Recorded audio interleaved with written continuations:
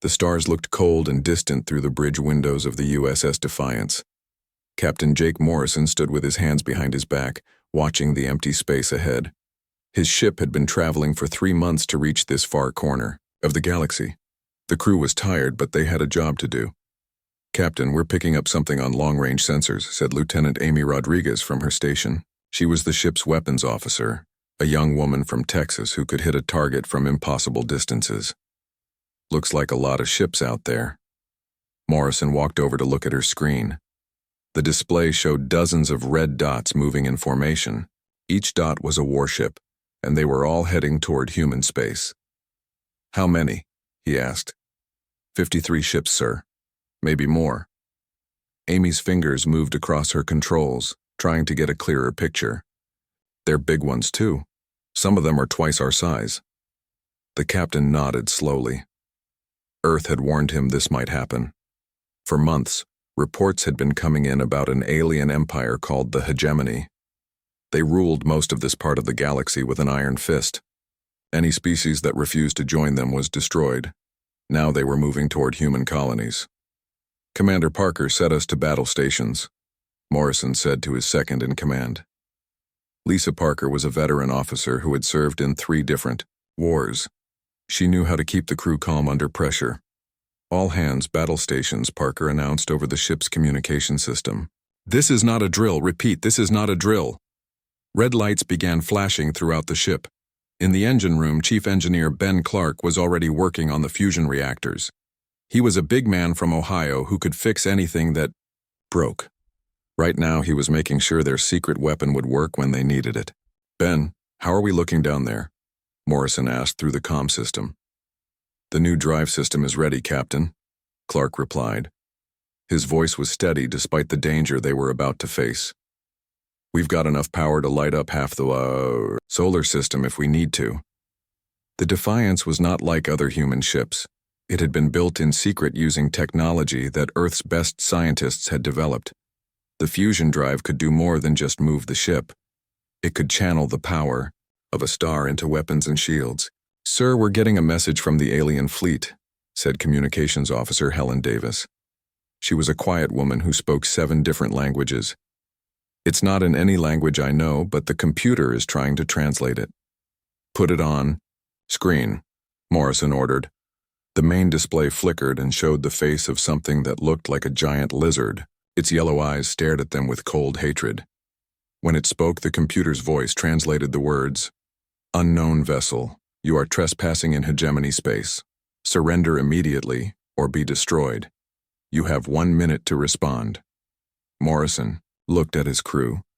They were all watching him, waiting for orders. These were good people who had volunteered to be far from home. They knew the risks when they signed up. "Open a channel," he said to Helen. "Channel open, sir." Morrison straightened his uniform and looked directly at the alien on the screen. "This is Captain Jake Morrison of the United Earth ship Defiance. We are not in your space. These are free systems and we will defend them." The lizard creature made a sound that might have been laughter. "Humans, we have heard of your pathetic species. You will make good slaves when we conquer your worlds." "I don't think so," Morrison replied calmly. "End transmission." The screen went dark. Around the bridge, his officers were checking their stations and preparing for battle. Morrison knew they were scared, but they were also ready to fight. "Amy, what kind of weapons are they carrying?" he asked. "Plasma cannons, sir, big ones, and some kind of energy torpedoes." She paused, studying her readings. "Captain, their shields are reading much stronger than anything we've seen before. How about their armor?" "Thick, really thick. It looks like some kind of biometal compound." Morrison nodded. The hegemony had been conquering other species for hundreds of years. They had taken the best technology from each race they destroyed. Their ships were floating fortresses that had never been defeated. "Paul, plot us a course straight through their formation," Morrison ordered. Navigator Paul Stone was a young man from California who could find his way through any star system. "Sir, that will put us right in the middle of them," Paul said. "They'll be able to hit us from all sides." "That's the idea," Morrison replied with a small smile. "Ben, are you ready to show these aliens what humans can do?" Ready when you are, Captain, came the reply from engineering. Just say the word. The alien fleet was getting closer. On the tactical display, the red dots were spreading out to surround the lone human ship. It was a standard hegemony tactic. They would use their numbers to overwhelm any enemy. Incoming transmission from the enemy flagship, Helen reported. Let's hear it. This time, a different alien appeared on screen. This one was even larger than the first, with scars across its reptilian face. Its voice was deeper when the computer translated. I am Admiral Keithvar of the Hegemony 4th Fleet. You have 30 seconds to surrender your vessel and prepare to be boarded. Your resistance is futile. Morrison looked at Lisa Parker. She gave him a small nod. The crew was ready. Admiral Keithvar, Morrison said, let me tell you something about humans. We don't surrender. Ever. He turned to Amy Rodriguez. Target, their flagship. Full power to weapons. Weapons ready, sir. Ben, bring the fusion drive online. Full power to shields. Deep in the ship's engine room, Ben Clark's hands moved over the controls. The fusion reactors began to hum with incredible energy. The Defiance started to glow as power flowed through every system. On the bridge, everyone could feel the ship changing. The air itself seemed to vibrate with contained power. Outside, space began to bend around the human vessel as the gravity drives activated. Paul, take us in, Morrison ordered. The Defiance began to move forward, accelerating toward the alien fleet. 53 enemy warships were waiting for them, their weapons charged and ready to fire. They're locking onto us, Amy reported. All ships are targeting our position. Hold steady, Morrison said. His voice was calm, but inside he felt his heart beating faster. Everything depended on the next few minutes. If their new technology failed, the ship and everyone on it would be destroyed. 10 seconds to weapons range, Paul announced. Morrison looked around the bridge one more time. These people had followed him across the galaxy to face impossible odds. They trusted him to bring them home. Fire, he ordered. The first plasma blast from the Hegemony fleet hit the Defiance like a hammer blow from the gods. The entire ship shook as energy that could melt mountains struck their shields. Warning lights flashed red across every deck. The crew held on to their stations as the vessel rocked from side to side. Shields holding at 90%, reported Lieutenant Amy Rodriguez, her voice steady despite the chaos around them. She watched her instruments with amazement. The energy from the alien weapons was being absorbed by their experimental shield system. Captain Jake Morrison gripped the arm of his command chair. He had expected their shields to fail after the first hit. Instead, the fusion drive was converting the incoming plasma into raw power for their own systems. Ben, what's our power level? 120% and climbing, Captain, came Chief Engineer Ben Clark's excited voice from the engine room. Their weapons are actually making us stronger. On the main screen, Admiral Keithvar's reptilian face showed confusion and anger. His flagship had just fired enough plasma to destroy a small city, yet the human ship was still intact. He barked orders in his alien language to the other ships in his fleet. All enemy vessels are targeting us now, sir, Amy announced. 53 ships charging weapons. Commander Lisa Parker moved to the tactical station. Jake, they're surrounding us. Classic hegemony formation. They plan to hit us from every direction at once. Morrison nodded. This was what they had trained for. Amy, are our railguns ready? Kinetic accelerators are online and loaded, sir. Tungsten rounds ready to fire. The second wave of plasma fire came from all directions. The Defiance disappeared inside a ball of superheated energy that would have turned any normal ship into vapor. The alien crews watched their sensors, expecting to see nothing but scattered atoms where the human vessel had been. Instead, the human ship emerged from the plasma cloud glowing like a small star. Its shields had absorbed every blast and converted the energy into power. The fusion reactors were now running at 150% capacity. Target the 3 largest ships, Morrison ordered. Fire when ready. Amy's fingers danced across her controls. The railguns built into the Defiance were unlike anything else in the galaxy. They used magnetic fields to launch metal slugs at incredible speed.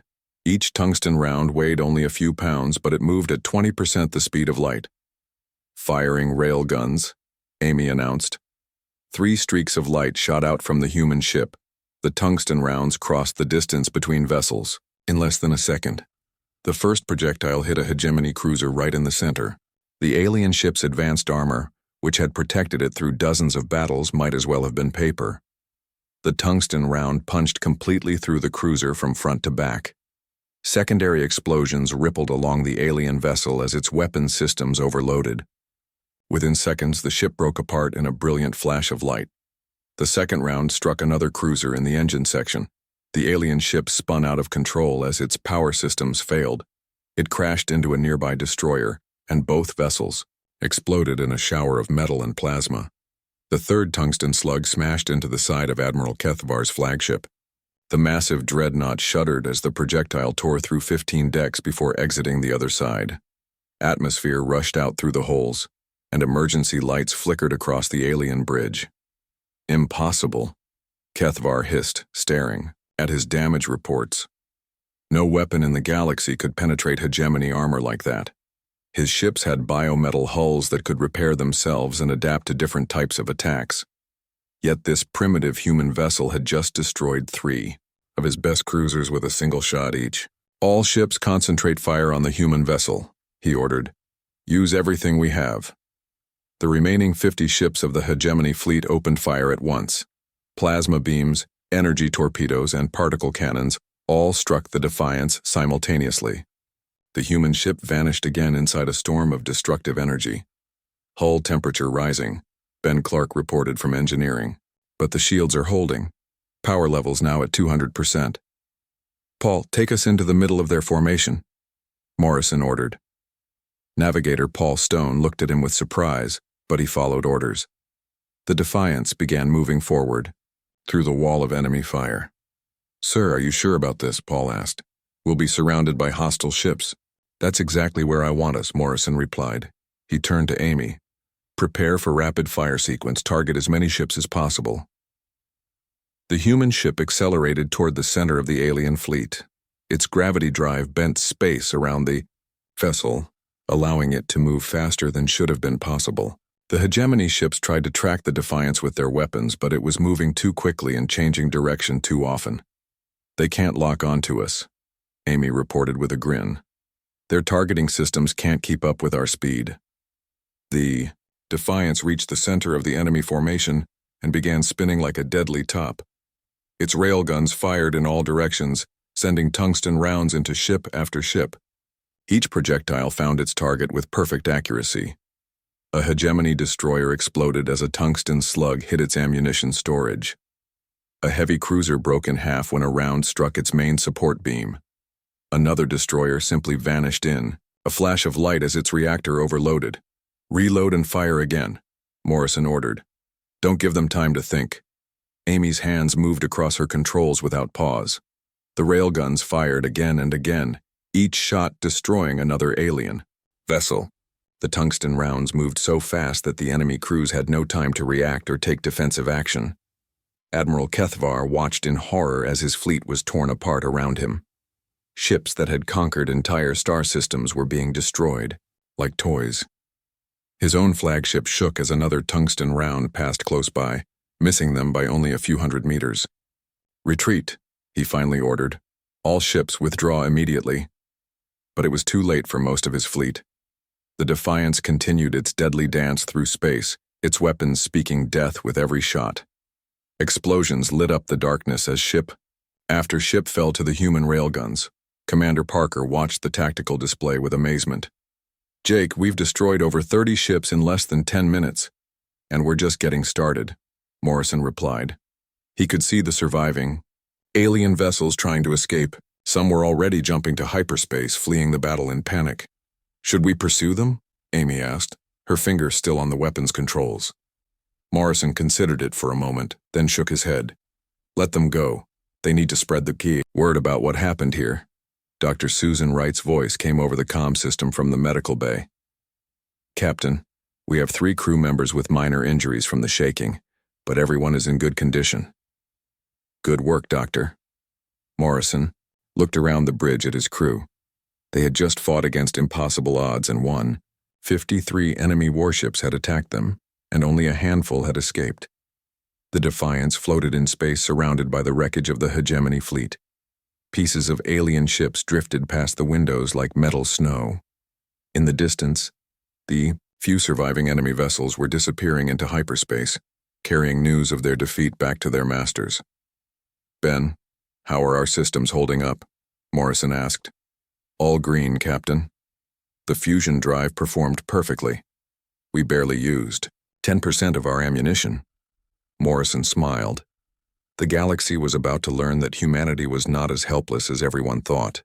The news spread across the galaxy like wildfire. On 100 different worlds, beings who had lived in fear of the hegemony for generations could hardly believe what they were hearing. A single human warship had destroyed an entire hegemony battle fleet. The impossible had happened.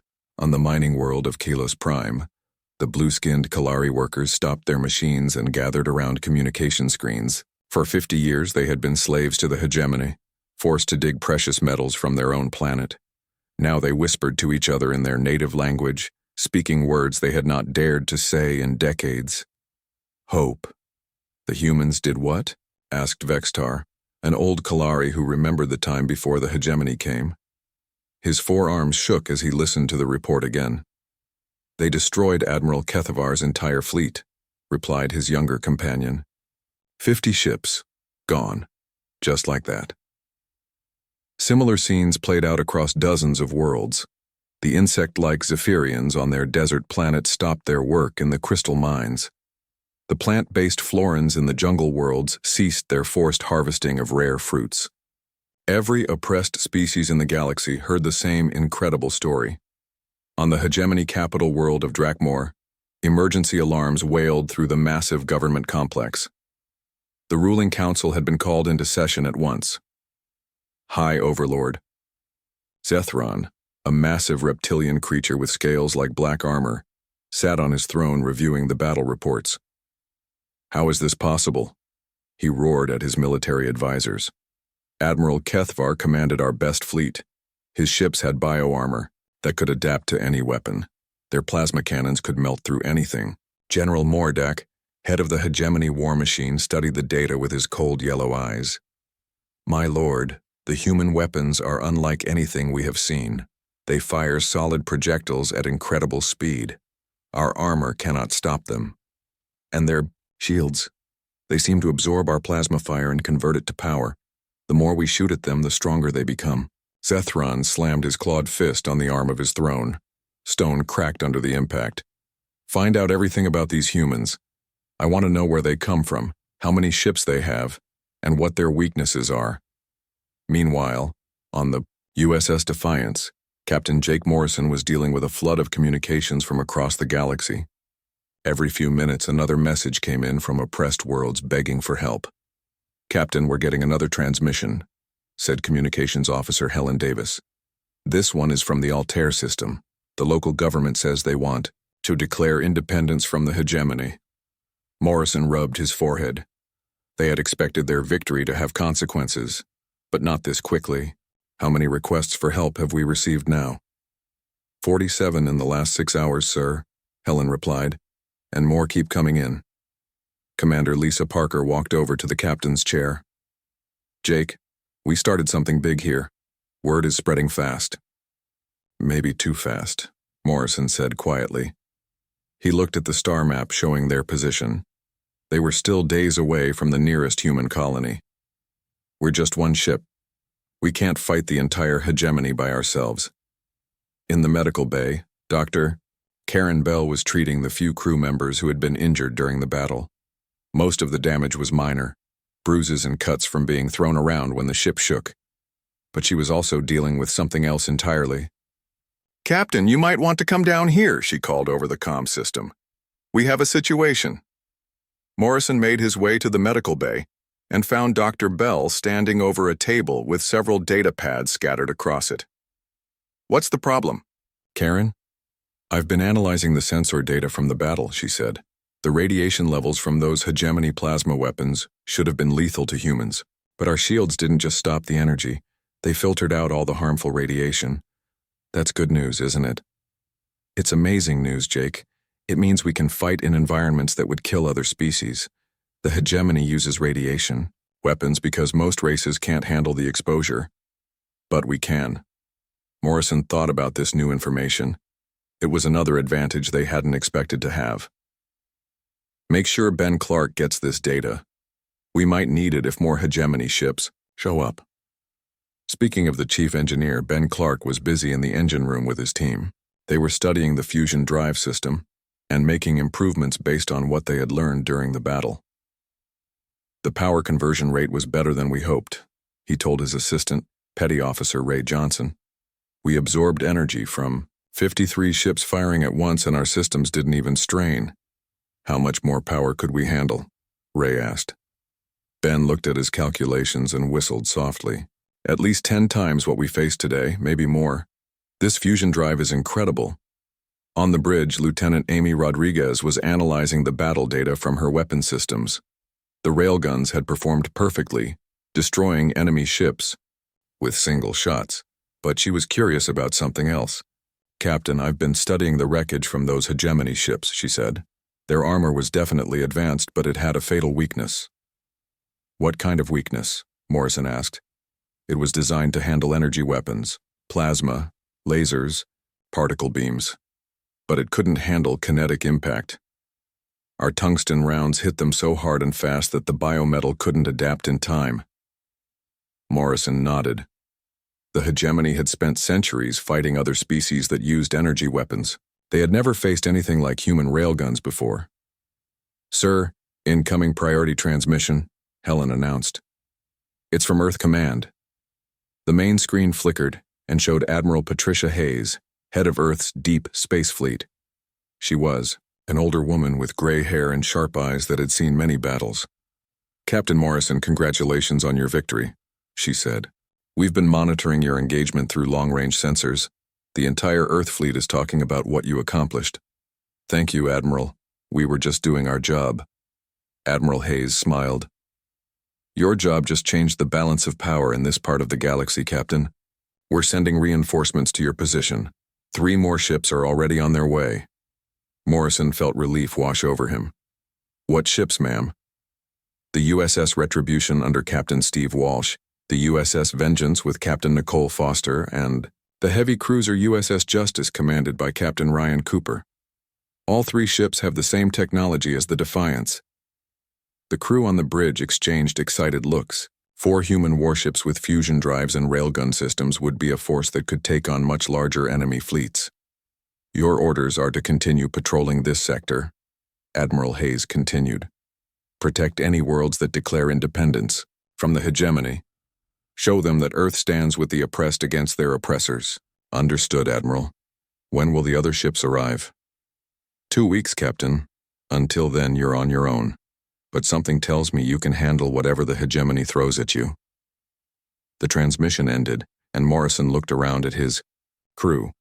They had won 1 battle, but the war was just beginning. Across the galaxy, the hegemony would be gathering their forces for revenge. Other oppressed species would be looking to humanity for salvation. Well, people, Morrison said to his bridge crew, it looks like we're about to become very busy. Outside the ship's windows, the stars seemed brighter somehow. The galaxy was changing, and humanity was leading that change. The age of hegemony rule was coming to an end. 2 weeks later, Captain Jake Morrison stood on the bridge of the USS Defiance, watching 3 human warships drop out of hyperspace. The sight filled him with pride and relief. The USS Retribution, USS Vengeance, and USS Justice moved into formation alongside his ship like deadly dancers. Welcome to the party, Morrison said over the communication channel to the other captains. Captain Steve Walsh of the Retribution was an old friend from the Academy. Captain Nicole Foster of the Vengeance had fought pirates in the outer colonies for years. Captain Ryan Cooper commanded the heavy cruiser Justice and was known for never backing down from a fight. Good to see you, Jake, Walsh replied. We heard you've been keeping busy out here. Just a little, Morrison said with a smile. But I think the real fun is about to start. Lieutenant Amy Rodriguez looked up from her sensor station. Captain, long-range sensors are picking up a massive fleet heading our way. It's bigger than anything we've seen before. Morrison's smile faded. How big? 300 ships, sir, maybe more. They're still too far away to get an exact count. The 4 human captains held a quick meeting over secure channels. The hegemony had gathered ships from across their empire for one final battle. They planned to crush the human fleet and show the galaxy that their rule could not be challenged. "This is it," Captain Foster said. Her voice was calm despite the enormous odds they faced. 300 against 4. I've seen worse. "When?" Captain Cooper asked. "Never, but there's always a first time," Foster replied with a laugh. Morrison studied the tactical display. The enemy fleet was moving toward the Kepler Nebula, a region of space filled with colorful gas clouds and cosmic dust.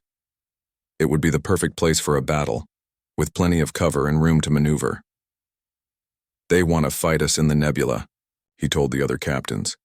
"The gas clouds will interfere with long-range sensors. They think their numbers will give them an advantage in close combat." "Then let's not disappoint them," Walsh said. All ships set course for the nebula. The 4 human vessels accelerated toward their destiny. Behind them, across dozens of worlds, billions of beings watched and waited.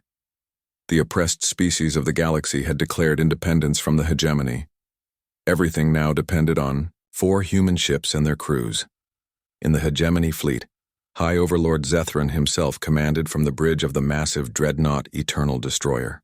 The ship was 3 times larger than any human vessel, armed with the most powerful weapons in the galaxy. Around it sailed hundreds of other warships, representing every species that served the hegemony. "My lord, the human ships are approaching," reported his tactical officer. 4 vessels against our entire combined fleet." Zethran's yellow eyes gleamed with anticipation. "Excellent. Today we will show the galaxy what happens to those who dare challenge our authority." The 2 fleets met in the heart of the Kepler Nebula. Swirling clouds of red and purple gas surrounded the ships like cosmic fog. Stars were dim points of light in the distance. This would be a battle fought at close range, ship against ship. Morrison coordinated the human attack from the Defiance. "Steve, take the Retribution to the left flank. Nicole, bring the Vengeance around to the right. Ryan, the Justice will punch straight through their center with us." "Understood," came the replies from all 3 captains. The hegemony fleet opened. Fire first. 300 ships launched plasma bolts, energy torpedoes, and particle beams at the 4 human vessels. The space between the fleets lit up like a deadly fireworks display. The human ships disappeared inside balls of superheated energy that could have melted small moons. The alien crews watched their sensors, expecting to see nothing but wreckage. Instead, all 4 human vessels emerged from the plasma clouds glowing like small stars. "Impossible," Zethran hissed. "No shields can withstand that much firepower." But the human fusion drives were already converting the incoming energy into power for their own systems. Chief Engineer Ben Clark's voice came over the comm from the Defiance's engine room. "Power levels at 300% and climbing, Captain. These aliens are making us stronger with every shot." The 4 human ships began their counterattack.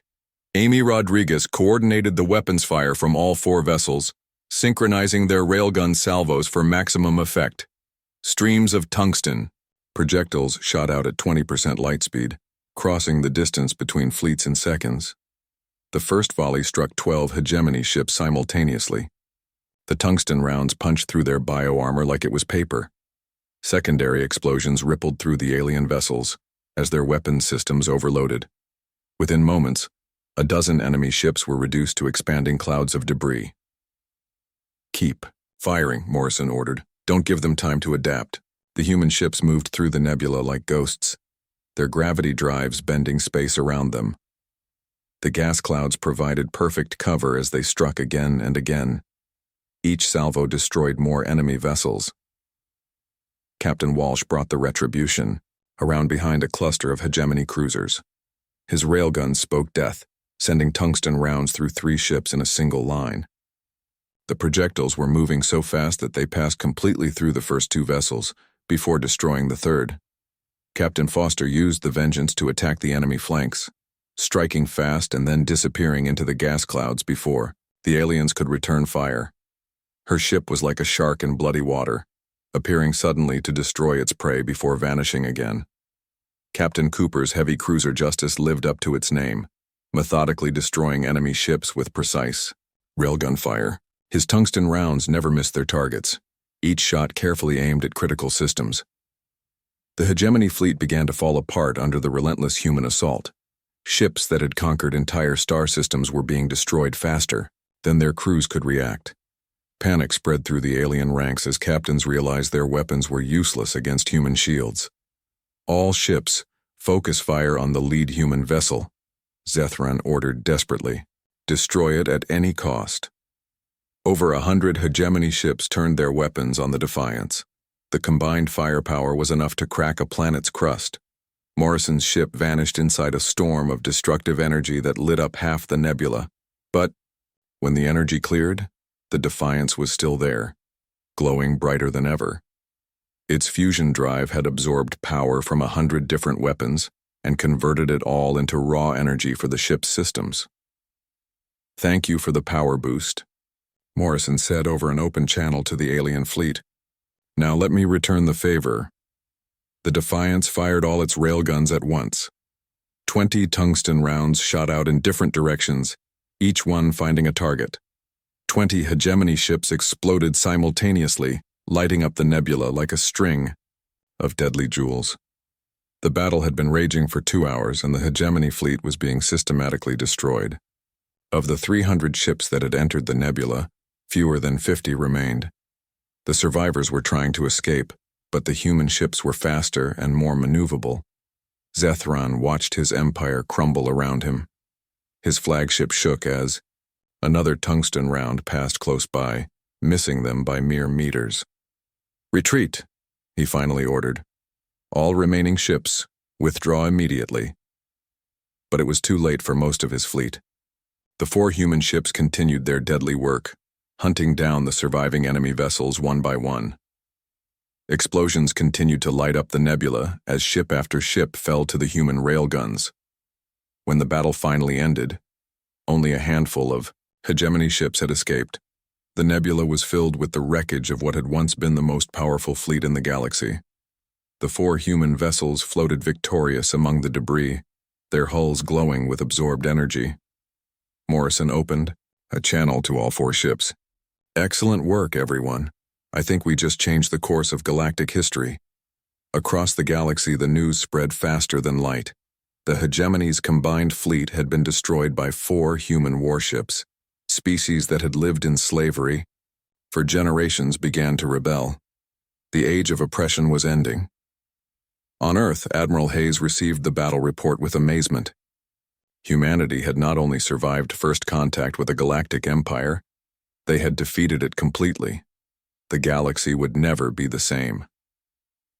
The stars seemed brighter as the 4 human ships began their patrol of the liberated systems. Behind them, the galaxy burned with the fires of freedom, and everywhere the message was clear. Humanity had arrived, and the universe would never forget.